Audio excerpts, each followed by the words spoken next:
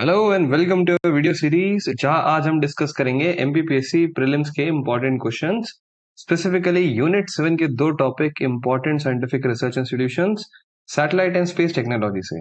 हम ये कोशिश करेंगे कि इन इस क्वेश्चंस के माध्यम से आपका ये टॉपिक रिवाइज हो जाए, प्लस जो जो हमारी कमी रह गई है रिवीजन में या पढ़ने की, वो सारी चीजें हमारी हाईलाइट हो जाए ताकि हम उन पर एग्जाम के पहले काम कर सकें। आज के वीडियो में हम टोटल 15 क्वेश्चंस अटेम्प्ट करेंगे, 15 क्वेश्चंस हम अटेम्प्ट करेंगे और जो पर क्वेश्चन होगा वो 2 मार्क्स का होगा, जैसा कि पीएससी के पैटर्न पे होता है, नेगेटिव मार्किंग नहीं होगी। तो टोटल आउट ऑफ 30 आपको अपना स्कोर मैक्सिमाइज करने की कोशिश करनी है। क्वेश्चन का पैटर्न इस हिसाब से है कि हमने 3 हिस्सों में तोड़ दिया है 15 क्वेश्चन को ऑफ इक्वल क्वेश्चन। 5-5 क्वेश्चन आपको 3 सेट में मिलेंगे, जहां पर जो पहला सेट रहेगा उसमें लेवल इजी रहेगा। यहाँ पर आपको क्या करना है, इसमें इस लेवल में आपको ये कोशिश करनी है कि आप इस 5 में से 5 क्वेश्चन को सही करने की कोशिश करिए।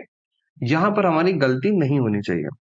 अगर यहाँ पर आपके 5 में से 5 क्वेश्चन नहीं सही हो पा रहे हैं, इसका मतलब आपको रिवीजन की जरूरत है। दूसरी चीज, आपको पीवाईक्यू प्रीवियस ईयर क्वेश्चन की एनालिसिस की जरूरत है।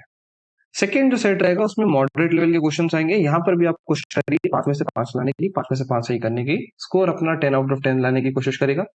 यदि आपका इन दोनों में स्कोर फुल आता है, मतलब 5 आउट ऑफ 5, और यहाँ पर 5 में से 5 क्वेश्चन अगर आप सही करते हैं, इसका मतलब कि आपका स्टैटिक और डायनामिक दोनों पोर्शन अच्छी तरीके से प्रिपेयर है और आपको बस एक बार और क्या नजर घुमाने की जरूरत है। फाइनली जो हमारा थर्ड सेक्शन है जिसमें लेवल टफ रहेगा, यहाँ पर हम मैच द फॉलोइंग और सीटीएफएस यानी consider the following statement based question करेंगे। यदि आपसे यहाँ पर भी सारे क्वेश्चन सही थे, मतलब आपकी प्रिपरेशन बहुत अप टू द मार्क है और आपको बस फिर से ब्रश ऑफ द कॉन्सेप्ट्स करने हैं और एग्जाम के लिए आप वेल प्रिपेयर्ड है। तो आइए स्टार्ट करते हैं हम हमारी क्वेश्चन सीरीज को। आपको लिमिटेड टाइम दिया जाएगा और यदि आपको और टाइम चाहिए तो आप वीडियो को पॉज भी करके क्वेश्चंस को आराम से पढ़ के, ऑप्शंस को अच्छे से पढ़ के उसको सॉल्व कर सकते हैं। चलिए स्टार्ट करते हैं। सबसे पहले चालू करेंगे हम लेवल इजी से। 5 क्वेश्चन स्टार्ट होने वाले हैं और ये है आपकी स्क्रीन पर question. Question number 1, what is the full form of ISRO? ISRO का पूर्ण रूप क्या है? ऑप्शंस देख सकते हैं आप। Indian space research organisation, information on space and research organisation, Indian scientific research organisation, international space research organisation. इसका सही जवाब है option A. Full form of ISRO is Indian space research organisation. ये क्वेश्चन इजी लेवल का था, plus ये previous year question है। MPPSC ने प्रीलिम्स में एक क्वेश्चन पूछा हुआ है, रिसेंटली पूछा हुआ है, तो आपसे ये जवाब बनना ही चाहिए था क्योंकि प्रीवियस ईयर क्वेश्चन है। दूसरी चीज, एक और चीज आप ध्यान रखिए कि जितनी साइंटिफिक ऑर्गेनाइजेशन है उनके फुल फॉर्म जरूर कर लीजिएगा। फुल फॉर्म करना बहुत जरूरी है। आप देखो बार बार फुल फॉर्म से वो क्वेश्चन पूछता ही पूछता है। जैसे कि अभी 2022 का जो प्रीलिम्स हुआ था उसमें भी उसने आयुष का फुल फॉर्म पूछा था। उससे पहले भी प्री 2016-17 में उसने ब्रिक्स का क्वेश्चन पूछा था, BRICS, ब्रिक्स इंटरनेशनल ऑर्गेनाइजेशन का फुल फॉर्म पूछा था कि इनका फुल फॉर्म क्या है। तो एमपीपीएससी को जब भी ऐसे स्टेटमेंट बेस्ड या डायरेक्ट क्वेश्चन देता है, तो ये डायरेक्ट क्वेश्चन या स्टेटमेंट बेस्ड क्वेश्चन में कोशिश करता है कि क्या आ जाए, full form based abbreviation based question आए। तो हमको हर चीज का फुल फॉर्म तो देखते चलना ही चलना है किसी भी हालत में। तो इसका सही जवाब हो जाएगा option A, Indian space research organisation. Second question, when was RR CAT established? RR CAT की स्थापना कब हुई थी? 81, 88, 1982, 1984। इसका सही जवाब है ऑप्शन डी, 1984, 1984। आरआर कैट की स्थापना 19 फरवरी 19 फरवरी 1984, 19 फरवरी 1984 को इसकी स्थापना हुई थी। इसकी जो स्थापना हुई थी, इसकी स्थापना की थी उस समय के प्रेसिडेंट ज्ञानी जैल सिंह जी ने। ज्ञानी जैल सिंह उस समय के भारत के राष्ट्रपति थे। इसका मुख्यालय कहाँ है? हेडक्वार्टर, इसका हेडक्वार्टर इंदौर में है। इनिशियली जब आरआर कैट बनाई गई थी 1984 में, तो इसका नाम सिर्फ CAT था, कैट था मतलब centre for advance technology. Centre for advance technology, फिर से फुल फॉर्म इंपॉर्टेंट है। बाद में इसका नाम चेंज कर दिया गया 2005 में, 2005 में इसका नाम करके Raja Ramanna centre for advance technology कर दिया गया, आरआर कैट कर दिया गया, जो कि कहाँ है? महू इंदौर में लोकेटेड है। ठीक है, ये इंपॉर्टेंट फैक्ट्स। और 1986 में पहली बार इसमें जो साइंटिस्ट आए थे, एंट्री हुई थी साइंटिस्ट की, पहला बैच जो आया था वो BARC से आया था, बार से यहाँ पर साइंटिस्ट मूव किए गए थे। तो बार के साथ कोऑर्डिनेट करता है आरआर कैट। ठीक है, नेक्स्ट क्वेश्चन की तरफ बढ़ते हैं। What is the full form of MOM? Mom का पूर्ण रूप क्या है? ये एमपीपीएससी का मींस का भी प्रीवियस ईयर क्वेश्चन रह चुका है। Option A Mars observation mission, B Mercury observation mission, C Mars orbiter mission या डी मंगलयान मिशन। इसका सही जवाब है option C Mars orbiter mission. MOM जो है मार्स ऑर्बिटर मिशन, इसरो के द्वारा ये प्रोग्राम लॉन्च किया गया था, जिसके तहत मंगल ग्रह जो है, मंगल ग्रह मार्स जो प्लैनेट है उसकी सतह को ऑब्जर्व करने के लिए भेजा गया था। ठीक है, कब लॉन्च किया गया था ये मिशन? ये किया गया था 5 नवंबर 2013 को। लॉन्चिंग व्हीकल, देखिए प्रोग्राम है तो लॉन्चिंग व्हीकल बहुत इंपॉर्टेंट हो जाता है, चाहे वो मंगलयान हो चाहे वो चंद्रयान हो। लॉन्चिंग व्हीकल था PSLV XL, PSLV XL C25, very very important, 5 November 2013।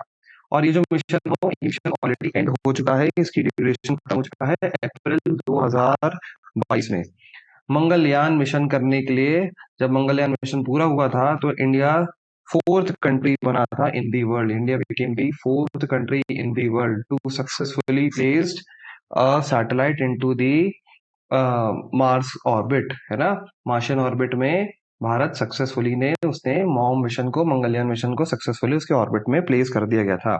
इसके पहले कौन कौन से 3 देश थे या 3 जगह की स्पेस एजेंसी थी? वो थी, एक थी रॉसकॉस्मोस यानी रशिया, उसके अलावा यूएस की नासा और यूरोप की European space agency. Very very important. ठीक है, क्लियर है। नेक्स्ट आगे चलते हैं क्वेश्चन की तरफ। Where is the launching vehicle site located in India? Bharat में लॉन्चिंग व्हीकल साइट कहाँ पर है? और लॉन्चिंग व्हीकल यानी प्रक्षेपण यान की बात कर रहे हैं। A Ahmedabad, B Sriharikota, C Hyderabad, D Hanle Ladakh. इसका सही जवाब है option B Sriharikota, Satish Dhawan space centre, Sriharikota, Andhra Pradesh. ये क्या है? हमारी लॉन्चिंग साइट है। ठीक है, हमारा ये लॉन्च पोर्ट है, यहाँ से हमारे सैटेलाइट्स को लॉन्च किया जाता है। एक और चीज इंपॉर्टेंट जो अभी 2023 करंट अफेयर्स में रही है, वो जगह का नाम है कुलशेखर पट्टिनम। कुलशेखर कुलशेखर, यहाँ पर कंटिन्यू कर दे रहा हूं मैं, पट्टिनम। ये लोकेटेड है तमिलनाडु में और ये इसरो की सेकेंड लॉन्चिंग साइट बन रही है। सेकेंड लॉन्चिंग पैड के रूप में इसको डेवलप किया जा रहा है ताकि SSLV small satellite launch vehicles को वहां से लॉन्च किया जा सके। Very very important current affairs. तो STSC आंध्र प्रदेश और कुलशेखर पट्टिनम तमिलनाडु, ये दो बहुत जगह इंपॉर्टेंट हो जाएगी। Next question number 5, under which ministry DRDO works? DRDO किस मंत्रालय के अंतर्गत कार्य करता है? Option A ministry of communication संचार मंत्रालय, बी रक्षा मंत्रालय, सी सूचना एवं प्रौद्योगिकी मंत्रालय, डी उपयुक्त में से कोई भी नहीं, none of the above, NOTA. इसका सही जवाब हो जाएगा option B ministry of defence. DRDO की स्थापना कब हुई थी? 1958 में। 1958 में DRDO को स्टैब्लिश किया गया था। इसका मुख्यालय कहाँ है? ऑर्गेनाइजेशन है तो हेडक्वार्टर दिल्ली में लोकेटेड है। ठीक है, इसका फुल फॉर्म एक बार देख लेते हैं क्योंकि MPPSC फुल फॉर्म से क्वेश्चन बार बार पूछता है। डिफेंस, डी माने डिफेंस, ठीक है, आर माने रिसर्च, केरला D development, organisation very very important, DRDO, है ना, रक्षा अनुसंधान एवं विकास केंद्र। इसका मोटो जो है, इसका मोटो इंपॉर्टेंट है, कई कॉम्बिनेशन इसके मोटो से भी प्रश्न पूछ चुके हैं। इसका मोटो है बलस्य, में बलस्य मूलम विज्ञानम, बलस्य मूलम विज्ञानम। ठीक है, ये इसका मोटो है DRDO का। ठीक है, तो ये 5 हो गए इजी लेवल के क्वेश्चन। होपफुली आपके 5 में से 5 सही हो जाना चाहिए, मतलब आपका स्कोर यहाँ पर 10 में से 10 होना चाहिए। अगर आपका कोई प्रश्न गलत हुआ है तो उसके पीछे का कारण जानिए क्यों हुआ है, क्योंकि अगर यहाँ पर क्वेश्चन गलत हुआ है तो उसका सिर्फ और सिर्फ एक ही कारण हो सकता है, वो है कि आपको फैक्ट कंठाग्र नहीं है, बस, उसके अलावा और कुछ नहीं है। और हाँ, हड़बड़ी में हो गया हो या अगर आपने ध्यान नहीं दिया हो तो जेन्युइन मिस्टेक हो सकती है, बट अगले क्वेश्चन से आप उस चीज को ध्यान रखिए। चलिए सेकेंड सेक्शन चालू करते हैं हम, जहाँ पे 5 अब मीडियोकर लेवल के क्वेश्चंस आने वाले हैं। फिर से PYQ बेस्ड क्वेश्चंस ही रहेंगे, प्लस हम क्या करेंगे और ज्यादा सारा डेटा देकर उसको कंपेयर करने की कोशिश करेंगे और कलेक्टिवली मेमोराइज करेंगे। चलिए नेक्स्ट क्वेश्चन ये है आपकी स्क्रीन पर। Who is the current director of CSIR? CSIR के करेंट डायरेक्टर कौन है? Option A AR Mudaliar, option B SS Bhatnagar, option C Nallathamby Kalai Selvi और ऑप्शन डी जयराम चेंगलूर। तो इसका सही जवाब हो जाएगा option C Nallathamby Kalai Selvi. Very very important, क्योंकि ये पहली महिला है, फर्स्ट विमेन है, first women who has been appointed as the director of CSIR। Very very important, पहली महिला है नल्लाथम्बी कलाई सेल्वी जो कि CSIR की महिला के रूप में, डायरेक्टर के रूप में अपॉइंट हुई हैं। ठीक है, ये रहा है करंट अफेयर्स एंड ऑफ 2022, इसीलिए हमारे लिए बहुत बहुत महत्वपूर्ण है। देखिए, AR मुडलियर और SS भटनागर ही थे जिन्होंने सितंबर सितंबर 1942 को किसकी एस्टैब्लिशमेंट की, CSIR की एस्टैब्लिशमेंट की। तो ये क्या है, फोर फादर्स हैं CSIR के। उसके अलावा ये जो CSIR है ये ministry of science and technology के अंतर्गत रह के काम करता है। अच्छा, यहाँ पर एक ऑप्शन और दिया है, जयराम चेंगलूर। जयराम चेंगलूर जो है उनको 2022 एंड में TIFR, Tata institute of fundamental research, TIFR के हेड के रूप में अपॉइंट किया गया है। ठीक है, सारे फैक्ट्स है। नल्लाथम्बी एन कलाई सेल्वी जरूर याद रखिएगा, बहुत इंपॉर्टेंट है। कलाई से, हाथ की कलाई से भी आप याद कर सकते हैं इसको, एन कलाई सेल्वी CSIR से संबंधित है, वेरी वेरी इंपॉर्टेंट। चलिए आगे बढ़ते हैं सेकंड क्वेश्चन की तरफ।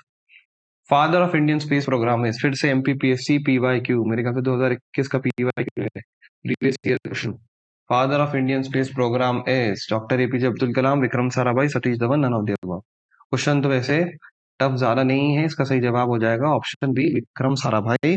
Very very important. ठीक है, देखिए सतीश धवन जो है वो भी पूर्व इसरो के चेयरमैन रह चुके हैं, ये एक्स इसरो चेयरमैन रह चुके हैं, वेरी वेरी इंपॉर्टेंट। कब से कब तक रहे वो देखना जरूरी है, 1972 से 1984 तक।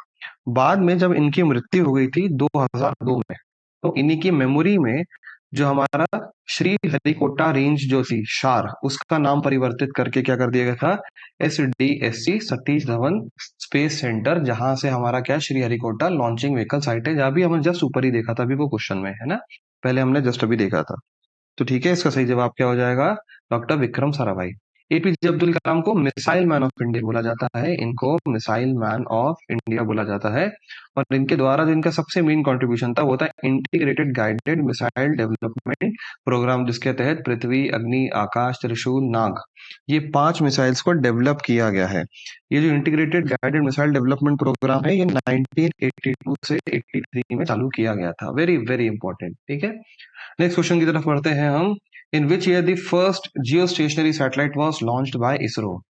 इसरो के द्वारा पहला जियो स्टेशनरी सैटेलाइट किस वर्ष लॉन्च किया गया था, 1981, 88, 79, 2002। इसका सही जवाब है 1981, ऑप्शन ए इसका सही जवाब है।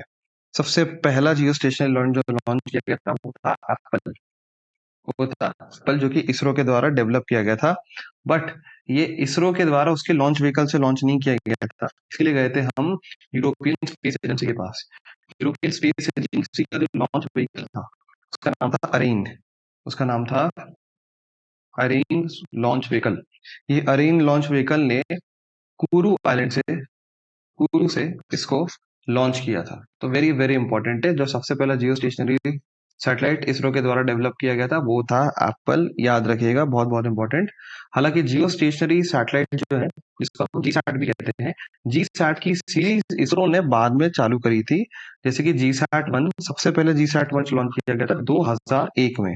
किसके द्वारा लॉन्च किया गया था, यहाँ पर प्रक्षेपण यान GSLV D1, और ये कम्युनिकेशन एक्सपेरिमेंटल सैटेलाइट था, वेरी वेरी इंपॉर्टेंट। ठीक है, आगे बढ़ते हैं हम क्वेश्चन नंबर 4 की तरफ। फिर से PYQ 2008 MPPSC प्रीलिम से पूछे हुए क्वेश्चन के आधार पर है ये। The first satellite Aryabhata was launch from, पहला जो हमारा था RR-CAT वो कहाँ से लॉन्च किया गया था, तो option A Sriharikota, option B Kapustin Yar, option C French Guiana, option D California US। तो इसका सही जवाब है ऑप्शन बी कैपुस्टिन यार, रशिया से लॉन्च किया गया था। क्यों, देखो इंपॉर्टेंट है, आर्यभट्ट PYQ है, 19 अप्रैल 1975, 19 अप्रैल 1975, वेरी वेरी इंपॉर्टेंट डेट, जब क्या किया गया था, आर्यभट्ट जो हमारा पहला सैटेलाइट था वो लॉन्च किया गया था, कहां से, कैपुस्टिन यार से किया गया था। और जो लॉन्चिंग व्हीकल था, प्रक्षेपण यान था, वो था Cosmos 3M, very very important, Cosmos 3M था। ठीक है, बेसिकली क्या हुआ था, भारत, इंडिया और USSR, सोवियत संघ के बीच में एग्रीमेंट हुआ था 1972 में इसको लॉन्च को लेके, और इंडिया की तरफ से एग्रीमेंट करने गए थे यू आर राव, जिनके नाम पर U R Rao satellite centre है। ठीक है, तो यू आर राव गए थे और उन्होंने 1972 में एग्रीमेंट किया था यूएसएसआर के साथ से, मेमोरेंडम किया था। और आर्यभट्ट जो था वो एक्सपेरिमेंटल सैटेलाइट था जो कि लॉन्च किया गया था कैपुस्टिन यार रशिया से। वेरी वेरी इंपॉर्टेंट, 2008 में प्रीलिम्स में ये ईयर पूछा था 1976 का। चलिए नेक्स्ट क्वेश्चन की तरफ, फाइनल क्वेश्चन की तरफ बढ़ते हैं। Question number 5, when was mission Chandrayaan 3 launch? Mission Chandrayaan 3 कौन लॉन्च किया गया था? इसका सही जवाब है 14 जुलाई 2023, 2023, 14 जुलाई 2023 को श्रीहरिकोटा से लॉन्च किया गया था, शार से लॉन्च किया गया था। लॉन्चिंग व्हीकल कौन सा था? लॉन्चिंग व्हीकल था जीएसएलवी का मॉडर्नाइज वर्जन LVM-3M4, ये इसके से लॉन्च किया गया था। ठीक है, और मून पर कब लैंड किया था? तो 23 अगस्त 2023 को मून पर सॉफ्ट लैंडिंग हुई थी। ठीक है, मून पर सॉफ्ट लैंडिंग हुई थी और इंडिया इसके बाद 4th नेशन बन गया था इन दी वर्ल्ड, दुनिया के में 4th नंबर का देश बन गया था आफ्टर यूएसएसआर, यूएस और चाइना, जिसने मून पर सॉफ्ट लैंडिंग करी है। वेरी वेरी इंपॉर्टेंट, दोनों डेट्स बहुत ज्यादा इंपॉर्टेंट है। ठीक है, अगर आपके वापस 5 में से 5 ये क्वेश्चंस भी सही हैं तो आपका स्कोर अगर 20/20 है, मतलब आपके फैक्ट बहुत अच्छी तरीके से तैयार है। चलिए आगे के क्वेश्चंस देखते हैं। जो नेक्स्ट लेवल है वो डिफिकल्टी लेवल थोड़ा सा इंक्रीज है। चलिए अटेम्प्ट करते हैं क्वेश्चंस को। सबसे पहले देखिए मैच द फॉलोइंग, यहाँ पर क्या दिया हुआ? Match the following. ठीक है, यहाँ पर इंस्टीट्यूशन ए है और लिस्ट बी है। चाहे तो आप वीडियो को पॉज कर सकते हैं 2 मिनट और आप इंस्टीट्यूशंस देखिए, ईयर से मैच करने की कोशिश करिए और उसके बाद क्या करिए, अपना आंसर लगा दीजिए। बट मैं आपको यहाँ पर एक सजेशन दूंगा, वो सजेशन ये है कि सबसे पहले क्या करिए, आप देखिए क्वेश्चन को ध्यान से पढ़िए, मैच दी फॉलोइंग। ठीक है, उसके बाद देखिए क्या आप इस पैटर्न से रूबरू हैं कि नहीं। जहां पर डेटा ज्यादा है क्वेश्चंस में, हमेशा उसमें पैटर्न को देखना है। जैसे यहाँ पर सूची ये दी है, यहाँ पे लिस्ट भी दी है, पता है हमने पैटर्न देखा है, बड़ा वाला ABCD है और 1 2 3 4 है, 4 ऑप्शंस के हिसाब से तो सही है। उसके बाद मैच द फॉलोइंग में सबसे पहले आप देखिए यहाँ पैटर्न देखिए क्वेश्चन पढ़ने के पहले। जैसे ए में दिया 2 1 3 4, 1 2 3 4, 4 3 2 1 और 3 1 4 2। तो देखिए यहाँ पर अगर मैं कोई भी ए को ही सही कर दूं, अगर अगर देखिए यहाँ पर अगर मैं सिर्फ ए को ही सही कर दूं, मुझे ए का जवाब पता चल जाए तो मैं एक बार में आंसर लगा सकता हूँ। ठीक है, तो ये चीज क्लियर है। तो हम कोशिश करते हैं कि अगर हमको ए के बारे में पता है कि नहीं पता तो बहुत अच्छी बात है, पता है तो। और अगर नहीं मालूम तो कोई और से कर सकते हैं क्या, जैसे अगर सी का बारे में मुझे पता है तो सी से मैं 2 ऑप्शन पर आ सकता हूँ। अगर डी पता है तो डी से मैं 2 ऑप्शन पे आ सकता हूँ, बाकी 2 को एलिमिनेट किया जा सकता है। ठीक है, तो ये थोड़ा सा लॉजिक लगा के हम करते हैं।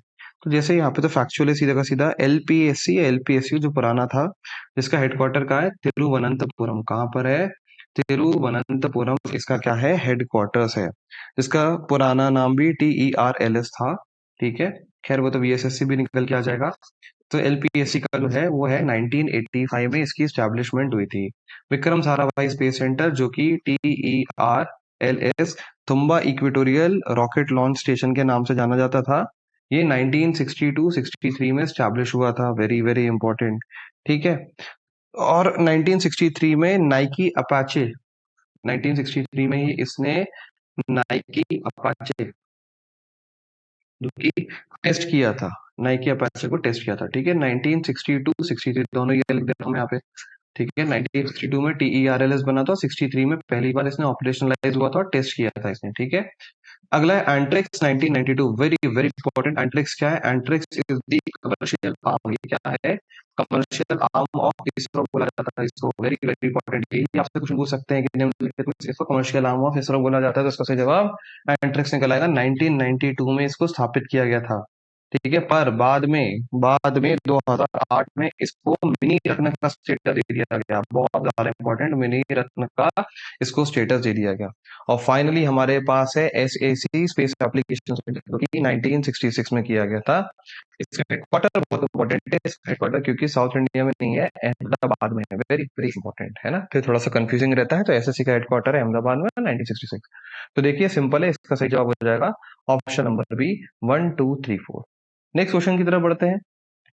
कंसिडर दी फॉलोइंग स्टेटमेंट, निम्नलिखित कथनों पर विचार कीजिए। चाहे तो आप वीडियो को फिर से पॉज कर लीजिए और क्वेश्चंस पढ़ लीजिए, फिर ऑप्शंस को आप लगा लीजिएगा। बट मैं आपसे यहाँ पर फिर से कहूंगा, अब यहाँ पर देखिए इसकी टेक्निक होती है, टेक्निक समझिएगा पहले, बाकी आप अपना पॉज करके ऑप्शन लगा लीजिए, फिर मैं आपको टेक्निक बताता हूँ। यहाँ पर टेक्निक ये है कि सबसे पहले आपको देखना है कि कितने स्टेटमेंट है। ठीक है, इसने बोला कि निम्नलिखित कथनों पर विचार करिए, स्टेटमेंट देखते हैं। आप 2 स्टेटमेंट है, चलिए बढ़िया है, 2 ही देखने हैं हमको। अब यहाँ पर पहले क्वेश्चन पे आइए। क्वेश्चन एक्चुअल में तो ये लिखा हुआ है, ऊपर का क्वेश्चन लिखा ही नहीं है। क्वेश्चन ये है, which of the following is निम्नलिखित में से कौन सा सही है। ठीक है, तो यहाँ पर नॉट करेक्ट नहीं, यहाँ पर क्या पूछा, करेक्ट। तो ध्यान दीजिएगा, कई बार यहाँ पर क्वेश्चन में नॉट करेक्ट भी लिखा हुआ था, तो आपको इस चीज का बहुत ज्यादा ध्यान रखना है जब भी आपके कथन के आधार पर, कथन के बेस्ड, स्टेटमेंट बेस्ड क्वेश्चन आएंगे। ठीक है, अब एक बार ऑप्शन देख लेते हैं। Option A only 1, option B only 2 सही हो जाएगा, option C both are correct, option D none of them are correct. ठीक है, पीसी 2020 में और 21 में ये पैटर्न को थोड़ा सा शफल कर दिया गया था, है ना। तो ऐसा भी पीएससी कर लेता है, तो यहाँ पर भी हमको ध्यान देना है। अब आप क्वेश्चन पढ़िए। ठीक है, जैसे statement number 1, Vikas engine is developed by ISRO and used in PSLV and GSLV. Statement बिल्कुल सही है, 100% सही है, 100% सही है। Second statement, Vikram S is India first privately built rocket. ये थोड़ा सोचने वाला है। अगर आप करंट अफेयर्स फॉलो कर रहे हैं और अगर आपने अपडेट किया अचीवमेंट्स इसरो की, तो आपको पता होगा कि ये बिल्कुल सही जवाब है। इसका सही जवाब है option C, both of the statement are correct. मैं थोड़ा सा विक्रम एस के बारे में आपको बता देता हूँ। विक्रम एस, ठीक है, विक्रम एस जो है, इसको मिशन प्रारंभ भी बोला गया है। इसको मिशन प्रारंभ भी बोला गया है। ठीक है, ये इंडिया का पहला privately built rocket, India first privately built rocket है ना, पहली बार प्राइवेटली। और ये हैदराबाद बेस्ड एक कंपनी है, स्काई स्काईरूट एरोस्पेस के द्वारा इसको डेवलप किया गया है। Very very important. ठीक है, इसको नवंबर 2022 में किया गया था। पर इसमें एक और इंपॉर्टेंट फैक्ट है, वो इसके अंदर जो यूज किया हुआ इंजन है, इसके अंदर जो इंजन यूज किया गया है उसका नाम था कलाम 80, कलाम 80 उसका नाम था। वेरी वेरी इंपॉर्टेंट, तो ये भी न्यूज में रहा है, तो ये भी एक इंपॉर्टेंट अचीवमेंट की है। विक्रम एस मिशन प्रारंभ, भारत का पहला प्राइवेटली लॉन्च जो है हमारा ये मिशन था। ठीक है, चलिए नेक्स्ट क्वेश्चन, थर्ड क्वेश्चन की तरफ बढ़ते हैं। कंसिडर दी फॉलोइंग स्टेटमेंट, फिर से 2 कथन है। तो देखिए, अब मैं पहले क्या देखूंगा, पहले मैं देखूंगा कितने कथन है, 2 है। चलिए ठीक है, 2 कथन है। अब क्वेश्चन में क्या पूछा है, देखिए क्वेश्चन तो ये लिखा है, ये लिखा है क्वेश्चन यहाँ पर, ये which of the following is are correct पूछा, नॉट करेक्ट नहीं पूछा। ठीक है, अब मैं एक बार ऑप्शन देख लेते हैं, ओनली 1, ओनली 2, बोथ, नन। अब चाहो तो वीडियो पॉज कर लीजिए या साथ में पढ़ लेते हैं, एक बार साथ में पढ़ लेते हैं। The point where Chandrayaan 2 tried to land was Shiv Shakti point, जिस बिंदु पर चंद्रयान 2 ने उतरने की कोशिश की थी वह शिव शक्ति बिंदु था। ठीक है, इसको अंडरलाइन कर लेते हैं। इसमें नहीं टाइप का कुछ है ही नहीं। ठीक है, कि शिव शक्ति बिंदु नहीं था, ऐसे घुमा के नहीं है। ठीक है, सीधे स्टेटमेंट है, डायरेक्ट स्टेटमेंट है। The point where Chandrayaan 3 tried to land was Tiranga point. ठीक है, जिस स्थान पर चंद्रयान 3 ने उतरने का प्रयास किया वह स्थान तिरंगा पॉइंट था। ये देखो, ये थोड़ा फैक्चुअल है और ये तो बहुत ही डायनामिक है, क्योंकि सीधा करंट अफेयर्स क्वेश्चन है। ठीक है, वेरी वेरी इंपॉर्टेंट क्वेश्चन है। तो इसका सही जवाब हो जाएगा D, none of the above. दोनों कथन सही नहीं है, क्योंकि यहाँ पर फैक्ट उल्टे लिख दिए गए हैं, क्रॉस क्वेश्चनिंग हो गई है यहाँ पर। देखिए, चंद्रयान 2 जिस पॉइंट पहुंचने की कोशिश किया था वो पॉइंट था तिरंगा पॉइंट, और चंद्रयान 3 जिस पॉइंट पर उतरा है, लैंड किया, उसका नाम शिव शक्ति पॉइंट रखा गया। वेरी वेरी इंपॉर्टेंट, हद से ज्यादा इंपॉर्टेंट, क्योंकि ये क्या है, आपका current affairs plus static question से जुड़ा हुआ है। Very very important. ठीक है, तो चंद्रयान मिशन 3 जिस पॉइंट पर लैंड किया था उसका नाम है Shiv Shakti point. Next question की तरफ चलते हैं, क्वेश्चन नंबर 4, फिर से स्टेटमेंट बेस्ड क्वेश्चन है। फिर से हम क्या चेक करेंगे, करेक्ट की नॉन करेक्ट। सबसे पहले देखियो, करेक्ट पूछा है। अब यहाँ पर क्या ऑप्शन, क्या अपने वाले ऑप्शन है, बिल्कुल only 1 is correct, option 2 only 2, option C both, option D ना। वीडियो चाहे तो पॉज कर लीजिए, फिर से देख लेते नहीं तो। ठीक है, निम्नलिखित कथनों पर विचार कीजिए। बीआरसी आरआर कैट टीएफआईआर परमाणु ऊर्जा विभाग के अधीन है। हो भी सकता है, नहीं भी हो सकता है, फैक्चुअल क्वेश्चन है। टिफ्रैक टीएफआईआर द्वारा निर्मित डिजिटल कंप्यूटर है। TIFRAC was is the first digital computer build by TIFR. ठीक है, दोनों स्टेटमेंट बेस्ड क्वेश्चन है। सेकंड तो ज्यादा फैक्चुअल है, पहला तो लॉजिकली हम कहीं पर डिराइव भी कर सकते हैं। ठीक है, option A, option B, option C, option D. सही जवाब है इसका option C, both the statements are correct. BARC RR CAT TIFR are under department of atomic energy, बिल्कुल सही है, और तीनों एक दूसरे से जुड़े हुए हैं। बीआरसी टीआईएफआईआर से ही डिराइव्ड है। ठीक है, और जो आरआर कैट है, आरआर कैट बेसिकली बीआरसी के लिए काम करता है, और तीनों न्यूक्लियर फिजिक्स पर काम करते हैं, इसीलिए बिल्कुल सही है, डिपार्टमेंट ऑफ एटॉमिक एनर्जी 100% सही है। टिफरैक जो है वो फर्स्ट डिजिटल कंप्यूटर है डेवलप्ड बाय टीआईएफआर, बिल्कुल सही है। देखो, आपको नाम में यहाँ दिख रहा होगा टीआईएफआर, तो आप लॉजिकली भी उस चीज को कर सकते हैं, ये भी बिल्कुल सही है। थोड़ा सा फैक्ट मैं आपको बता देता हूँ कि 1956 को टिफरैक कंप्यूटर का प्रोसेस जो था, इस मशीन को बनाना चालू हो गया था, और 1965 को ये फुली फंक्शनल हो गई थी, है ना। तो ये पहला डिजिटल कंप्यूटर था जो कि टीआईएफआर के द्वारा बिल्ड किया गया था। बीआर से संबंधित थे थोड़े से फैक्ट अपने पास रह गए थे। अभी क्वेश्चन पहली बार आया बीआर से, तो इसके बारे में बात कर लेते हैं। पहला इसका full form Bhabha atomic research centre, very very important.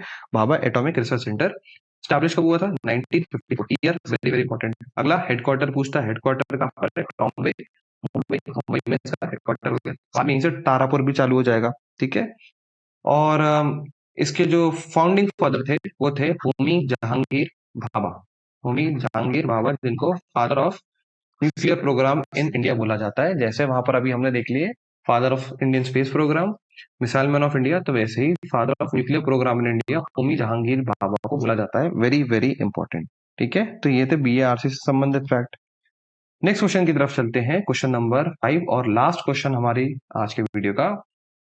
यहाँ पर आपको फिर से मैच फॉलोइंग है, जहाँ पर एक साइड इंस्टीट्यूट है और एक साइड हेडक्वार्टर्स है। हमारे पास वही है। चाहे तो आप वीडियो को पॉज कर लीजिए और एक बार देख लीजिए। मैं जब तक एक बार इंस्टीट्यूशन के नाम बोल देता हूँ। National institute of virology, national institute of nutrition, national institution of epidemiology और national institute for research in tribal health. यहाँ पर जो हमको मैच करना है वो उनके हेडक्वार्टर्स है, कोलकाता, पुणे, जबलपुर, हैदराबाद। चलिए इसका आंसर देख लेते हैं। सबसे पहले मैच कर लेते हैं कि नेशनल इंस्टीट्यूट ऑफ वीरोलॉजी, इसका हेडक्वार्टर्स का पुणे। ये एमपीपीएससी 2020 प्रीलिम्स का क्वेश्चन है, एमपीपीएससी 2020 प्रीलिम्स का क्वेश्चन है। तो क्या यदि मुझे ये एक पता होता तो क्या मुझे जवाब मिल जाता इसका? चलिए देखते हैं अब एक बार ऑप्शन की तरफ कि ए का है 2, तो ए का 2 यहाँ पर भी, ए का 2 यहाँ पे भी है। तो ये दोनों ऑप्शंस को हम क्या कर देते हैं? एलिमिनेट कर देते हैं। ठीक है, अब देखिए बी का अपने आप जवाब मिल गया, क्या हो जाएगा? 4। बी का जवाब मिल जाएगा 4। यदि आपका पहला ही सही नहीं हो रहा, national institute of virology Pune, तो इसका मतलब है कि आपको एक बार एमपीपीएससी के पीवाईक्यू को रिवाइज करने की बहुत बहुत आवश्यकता है, ठीक है। फिर नेशनल इंस्टीट्यूट ऑफ एपिडेमोलॉजी जो है वो कोलकाता में है, और national institute for research in tribal health जो है वो जबलपुर में है। वेरी वेरी इंपॉर्टेंट, क्योंकि मध्य प्रदेश के जबलपुर में लोकेटेड है ये national institute for research in tribal health. कहाँ पर है? मध्य प्रदेश में, जबलपुर में है, ठीक है। तो इसका जवाब क्या हो जाएगा? 2 पहले का हो जाएगा 2, सेकेंड का हो जाएगा 4, फिर हो जाएगा 1, फिर हो जाएगा 3। तो इसका ऑप्शन आंसर हो जाएगा 2 4 1 3। ऑप्शन ए इसका सही जवाब हो जाएगा। चलिए फाइनल आप अपना स्कोर देख लीजिए। यदि आपका स्कोर 20 प्लस है, 20 प्लस है मतलब अगर आपने 10 से क्वेश्चन सीखे तो अच्छी बात है।